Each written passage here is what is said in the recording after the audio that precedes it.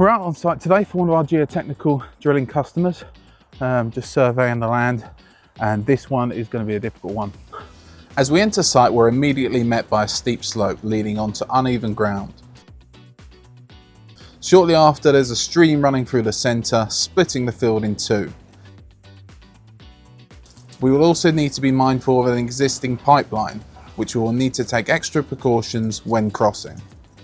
About halfway in, the field begins to open up, making installation a bit easier, but further down, conditions worsen again, with more hills and streams to navigate.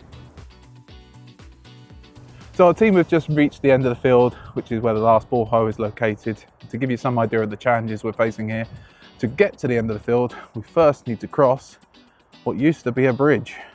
Obviously the water is all dried up now, but we're going to have to improvise either our own bridge or find another access in.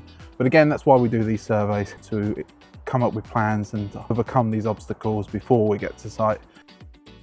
While we'll avoid these where possible, there is one section where we'll have no choice but to cross, so extra precautions will be needed.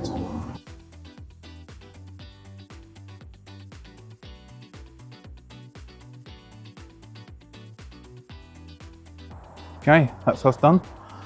Let's head back to the yard, pull together the job pack and go from there. Right, so from an aerial view, you can already see the streams we identified on site. To build our plan, we'll first need to mark out all the required drilling areas. Let's also highlight the streams and the challenging areas on site. And from there, it's about creating an efficient route that reaches every drilling location while working within the site constraints. So here's our plan. We'll enter from the top left by the initial slope into the field. Once on site, we'll set up a small compound area for welfare cabins and material storage. From there, we'll loop into the field, creating two main runs. One through the centre as the primary route to the far end, and another along the bottom accessing 5 of the drilling locations. We will branch off in a few areas to reach some of the drilling locations, but where possible, we'll stick to the main route. Now, the most challenging section is in the final stretch, the purple lines where we need to cross a dried up stream. For this small section, we will use alternative machinery, which will allow us to access these areas despite the severe ground conditions. So that's the plan.